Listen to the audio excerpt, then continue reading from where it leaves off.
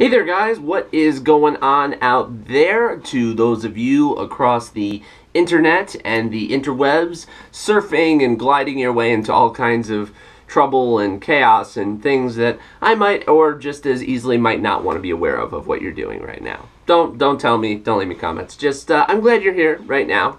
We're sharing a little bit of time here in this vinyl unboxing video for today, the second that I'm shooting today in this current installment, in which I had two very important new records, new pieces of vinyl that I desperately required.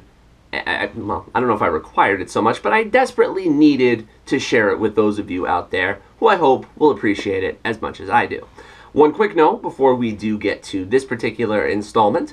As I stated in the prior video of this shooting session, and I want to state it again here, I also should have stated before, and I'll state it here, that I should link to this particular thing that I'm going to reference. You should go over to my WordPress blog, which is on thebackedgeofthebeat.tumblr.com, where you can find the latest music blogging piece that I just put up online. It's been quite a while since my last invested writing piece that I felt really good about, that was really about some great local music talent, about a local Brooklyn band called Barefoot and Bankside. Really great music, really close to my heart. Consisting of a great set they did back when I saw them at Rockwood Music Hall in March, that was finally released as a cleaned up Bandcamp release for not just those of us who were there who are happy to go over the memories again, but for other people who can appreciate it as well. So it was a really proud moment of mine to be able to get to not only listen to this music again, but to really make the dedicated effort to sit down, go through the songs a million times, really sink into them, and get to that creative zone that really allowed me to write something that, well, it's not like huge in length, I'm really, really proud of how it was done. So, on the backedgeofthebeat.tumblr.com, I will link to it down in the bottom there, which I should have said before, because that would be the easiest way to do it, or you can find it over on my channel page or some such thing. And, of course, if you have never been to my channel before or haven't in a while, you should, of course, investigate to see if I have any other new videos up or things that might interest you as well. But enough about that. That is enough side plugging for this particular video. Today, we are going to talk about another fun band, a band that is not new to me, but I am quite familiar with, as they are now 4 albums into their career as of this week. And this album seems to be creating a little bit of, I wouldn't say hot debate necessarily, but some debate amongst people who seem to think that this album represents the ending of their enjoyment of this particular band's music. That it just doesn't interest them anymore, and after their last album, this is the turnoff. This is the thing that says, I'm not really going to be that interested when they release future music from here on out. I make this reference point because I disagree with that statement. I feel that this is the band coming back into form, doing what they should have been doing all along in terms of how they recorded this record and how they went about doing it. They got a great producer and a guy named David Rawlings, who some of you might know from being with Gillian Welch. David Rawlings and Gillian Welch doing records like with the likes of Ryan Adams, all sorts of things like that. And I feel like this was really their way of getting back to what they do best. And I feel like it's a record that not only should keep you interested because it feels like they're on the right path again, it feels like this is keeping me interested in future releases. I actually had a similar debate, although there wasn't quite as much negativity this time around as there was last time, with the last Gaslight Anthem release, which I actually quite enjoyed, but found a lot of people who thought it was god-awful, ghastly, terrible, just waste of music, and I couldn't have disagreed with that more. So it's funny that this is happening, but let's just get around to it and talk about it. With Dawes and their 4th album entitled All Your Favorite Bands. Now, I'm not a big fan of the cover. That's just a purely, surface complaint. I don't really get the whole weird, like, crocheted picture look of that there, but that's a minor complaint. Where things got a little bit, not, I don't know, confused or conflated with Dawes, was on their last record, Stories Don't End, there just seemed to be a stylistic change for them that just didn't seem to work. And it wasn't like they jumped out of a crazy, you know, they went out of one genre and they just became something else, and they started using crazy synthesizers, and they decided they wanted to be Bon Iver, and they decided they wanted to, you know, make trip-hop tracks or something like that. It wasn't a big jump like that.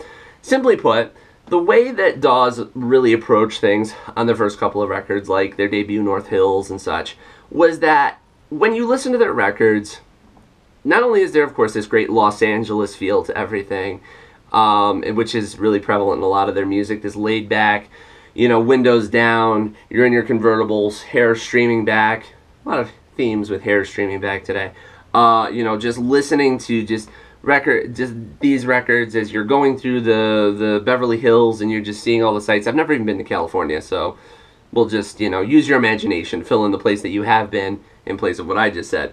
But it gives you that vibe. It's loose, it's free, you know, they really... One of the things I like that they always did, or at least they did in their first couple of records, was when they would get in the studio, there wasn't this sense of they had to create a 3 to 4 minute song. They had to go through and, you know, make a song, get to the chorus, get to the bridge, do this, do that, you know, you're done in 3 to 4 minutes. It wasn't so formulaic. It seemed like, you know, they were guys, they were loose, they were having fun in the studio, they were jamming, songs could get a little bit longer, 6 minutes, 7 minutes, you know, you could get up there a little bit, there was some solos, there was some stuff in there. I like that they kept that live vibe going into the studio, which I think is really so hard to recreate. I actually recently saw Jason Isbell perform with a 400 unit, and I thought to myself, while I do enjoy his records, Southeastern is a particular favorite, and I'm enjoying what I hear of his new album, Something More Than Free, I really just thought to myself, it's hard to get that live sound and to represent it in the studio, because as much as I like his recorded work, the live stuff just is up and above. It's just like, it blew my mind. I was, you know, I was getting all kinds of like, oh my god, this is amazing, you know, all those vibes and such. So I think it's really hard to do that, but I applaud Dawes for being able to go in and create that. And it felt like with Stories Don't End, which was their third release, they went away from that and kind of cut down and did that kind of stuff. It was 3 to 4 minutes, it was formulaic, all that. And it suffered for it, and it wasn't so good, and it was like, I don't know with these guys anymore. You know, this record just didn't do it for me. I listened to it a couple times, it's like, you know, not so great. But now they're back with Stories Don't End. They're back with all your favorite bands. And this, like I said, I feel like this is a return to form for them. And I've heard people say, well, they're exploring a new sound. They're exploring a new thing. I think that's ridiculous, first of all. I'm not even going to go beat around the bush and say, well, it could be this allegedly, it could be that allegedly, you hear this, you hear that. I mean, music is objective, obviously. But I still think that's ridiculous. I think that's absolutely ridiculous to suggest, oh, they're trying something different, they're just going in a different place. Absolutely not. The looseness is there. They're jamming a lot. They're live in the studio again. They've said it as much in interviews. The harmonies are there, those amazing harmonies that they've been able to cultivate in the studio as well as live. And it sounds so much like them, which is just the first nice thing about it. I mean, they could take a different direction lyrically. They could do this, they could do that. But it just felt like, that's Dawes. There's Taylor, there's Griffin, you know, they're these guys. They're the guys that I know, you know, right there. And it just felt so familiar without sounding like they just reached their retread of North Hills or, you know, anything like that. And lyrically, it's, you know, still kind of the same range of lost loves and, you know, hoping the best for those that we don't have anymore and things like that. Almost bordering on the verge of self-parody. I suppose that could be the one downside, but there's just a way that Dawes conveys themselves and kind of presents themselves. It just works for them. It just continues to work for them. So, people's complaints aside, I'm really enjoying the record, and I've talked so long. As I said in my last video, I hope you guys enjoy when I go into story time sometimes. even though I know I don't make videos quite as often as I used to. I hope you enjoy when I go into story time, because when I have a story or something that gets me really excited, as much as I can tell people around me that are going to care in varying degrees, it's nice to really be able to say it and, you know, have other people stumble upon it that will, you know, identify with it or know what I'm talking about. So I think that's a pretty cool thing, and I hope you don't mind when I share that stuff. But all your favorite bands, there's the cover. And on the back side, we have the band outside of Woodland Studios there with the 9 songs. All a bit on the longer side this time. I mean, not every single one, but there's ones that verge into longer run times and such, which, again, I like that vibe. Griffin Goldsmith there, their drummer and backup vocalist and stuff, is really going through like a retro... I don't know, I feel like he should be like on the Pet Sounds cover or in Let It Be or something like that. It's kind of funny. And inside, we have a great little gatefold here.